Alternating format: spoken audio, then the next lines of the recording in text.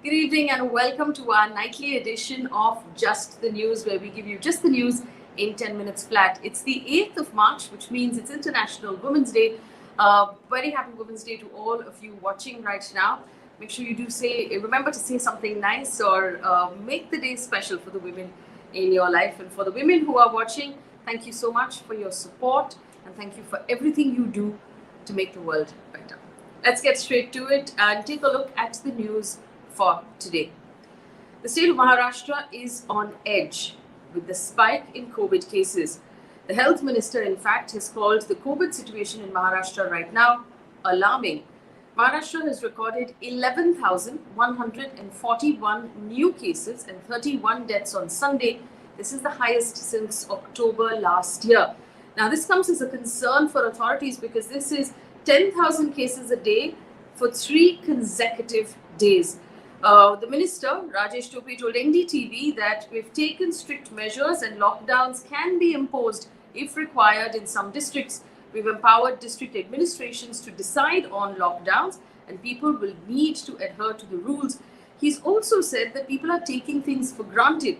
We're not showing the kind of gravity that we should be showing for these kind of numbers. He said there's a bit of complacency in government machinery as well in adhering to the rules. In fact, looking at some of the lockdowns in Maharashtra that have already been announced, Aurangabad in Maharashtra will be placed under partial lockdown from the 11th of March to the 4th of April. Permissions for public functions like weddings have been denied during this period. Schools and colleges will remain closed. The lockdown will remain in effect between 9 p.m. and 6 a.m. The partial lockdown will also ensure the closure of markets, malls, theatres, tourist spots and heritage sites, including Ajanta Ellora, during the weekends. Restaurants will be allowed to operate at 50% of their seating until 9 p.m. and home deliveries will be allowed until 11 p.m. The government has repeatedly said that if people don't take these regulations seriously and don't wear their masks, then with more cases rising, there might be a need for further lockdowns in the state of Maharashtra. Moving on to other news from Madhya Pradesh. Madhya Pradesh Assembly has passed the anti-conversion bill. Now, this is an aim to curb what it calls religious conversions by fraudulent means. It's effectively what is commonly known as the love jihad law, although that is not specifically, those words are not mentioned in this bill. The Madhya Pradesh Assembly calls it the Freedom to Religion Bill. The Home Minister, Narottam Mishra, said any love that heads towards jihad, we will oppose it. Any love that offends our sentiments, we will oppose it. Any love that will make our daughters and sisters suffer, we'll oppose it. End quote. Remember, in January this year, the Governor Anandiben Patel had given her agreement to this bill, which was passed as an ordinance in 2020, which penalized religious conversions through fraudulent means. And since then, 23 cases have been registered under that ordinance in just 1 month. Other states which have similar anti-conversion laws or are working on similar anti-conversion laws are Uttarakhand, Assam, Himachal Pradesh, Uttar Pradesh, Haryana, Arunachal Pradesh, Gujarat, Chhattisgarh, Odisha, Karnataka, and Jharkhand.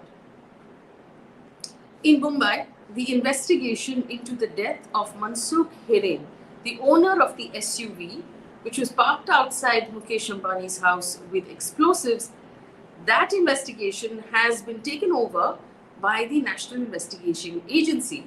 This was previously handled by the Maharashtra Anti-Terror Squad. Now, the Maharashtra government doesn't seem happy with the transfer of this case. The Maharashtra Home Minister Anil Deshmukh has said the state police was capable of solving the case. The Chief Minister Uddhav Thackeray said that the governments will come and go, but official administrative machinery will remain and one needs to trust it. Thackeray also said that the NIA taking over this case shows something was fishy. The leader of the opposition in the state, Devendra Fadnavis, has said the state government should be ashamed of itself for failing to provide protection to Hiren. He said, and I quote, "I was insisting from day one that Hiren's life is in danger. He was a key witness to this investigation." End quote. Now, to just give you a quick background on this case, there was an SUV filled with explosives found outside of Mukesh Ambani's home. Now, Mansukh Hiren was the owner of a car parts dealership and the owner of that SUV. He went missing on Thursday night, and his body was found in the Kalwa Creek on Friday last week. His family had lodged a complaint of missing persons just a few hours before his body was discovered. According to NDTV, he written also a letter to the Maharashtra Chief Minister, Home Minister, and Police Chief complaining about harassment at the hands of the police and the journalists. He, of course, had maintained that the car was stolen and he had nothing to do with what was found. After he was found dead, the opposition in the state, the BJP, demanded that the case be transferred from the ATS to the National Investigating Agency. In Supreme Court, after facing backlash from women activists for allegedly asking a rapist if he was willing to marry the victim, the Chief Justice S.A. Bobde has now issued a statement saying that he never asked anyone to marry a rapist. He also added that the Supreme Court has the highest respect for women. Remember, women rights activists, citizens, intellectuals, writers, artists had written to the Chief Justice demanding an apology and the retraction of those remarks. A quick update on what's happening now in the election states. In Tamil Nadu, ahead of those elections in Tamil Nadu, the DMK has allotted 25 seats to its ally, the Congress. The MK Stalin-led DMK will apparently contest 180 seats. And the party's decision has come a day after the rival AIADMK has given 20 seats to the BJP. Now, in the 2016 assembly polls, the Congress was given 41 seats by the DMK, but it won only 8 of those. The Tamil Nadu assembly election, remember, will be held in one phase on the 6th of April.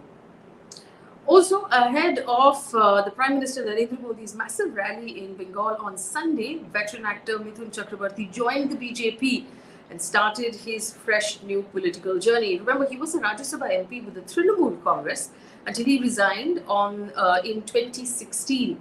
Chakraborty said that, and I quote, "The BJP is making the government, that's for sure. If we can fulfill the Prime Minister's dream of a Sonar Bangla, I will be the proudest man," end quote. Now, the actor had quit the Trinamool Congress 2 years after his Rajya Sabha nomination when he was named in the Sharda Chit Fund case. Taking a look now at international news now coming in from across the world. The thing that everybody is talking about is the Oprah interview with Prince Harry and his wife Meghan Markle. Meghan Markle revealed in that particular interview that the royal family did not want to give her son, Archie, a title or the security that comes with it. Also, apparently, she said the royal family had concerns about her child's skin color and how dark his skin might be even before he was born. Markle spoke about having suicidal thoughts during her life in the royal family. She said, "I just didn't want to be alive anymore. I've lost my father, I've lost a baby, I've nearly lost my name," she said, "but I'm still standing." The couple also revealed on the interview that their second child, due in the summer, is a girl. Prince Harry said he and Meghan were told that they would lose their security in California after they announced their step back from official duties, and they were financially cut off by the royal family. He also said that deals with Spotify and Netflix were never part of the plan, but it happened after they were cut off financially from the royal family last year. And he said, "I've got what my mum left me," remarking that Princess Diana had seen something like this coming.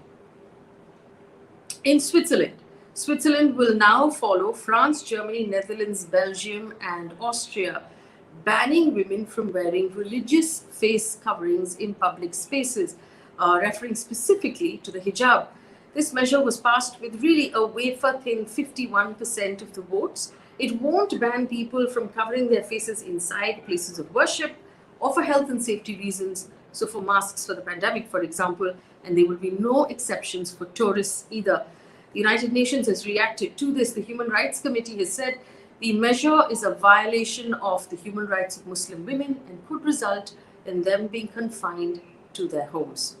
Let's take a look at what's happening in the world of sports. Indian batswoman Harmanpreet Kaur on Sunday became the 5th Indian woman cricketer to play 100 ODIs.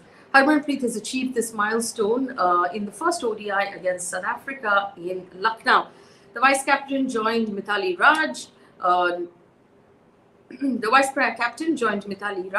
Julan Goswami, Anjum Chopra, Amita Sharma for the elite list of women players who have played 100 ODIs.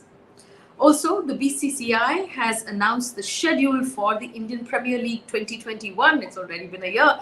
On Sunday, the IPL 2021 season will begin on the 9th of April in Chennai, with defending champions Mumbai Indians taking on the Royal Challengers Bangalore. The final match will be played on the 30th of May in the Narendra Modi Stadium, Ahmedabad. And finally, one touch of positive news before I let you go for the day. Free Wi-Fi, computers, books, and a reading room. This is how the Delhi police is trying to reduce the crime rate in RK Puram through a public library for children that live in the slum. The library apparently has over 2,300 books, nearly 2,000 magazines, and 15 newspapers. It's open on all days, and 100 students can sit there at a time and read together. On the 28th of February, the library also received a certificate of appreciation for innovative education from the Asia Pacific Chamber of Commerce. Well, that's a wrap on the news from me. Thank you so much for watching. Leave us your feedback. Tell us how we can improve this offering for you. Have a nice evening.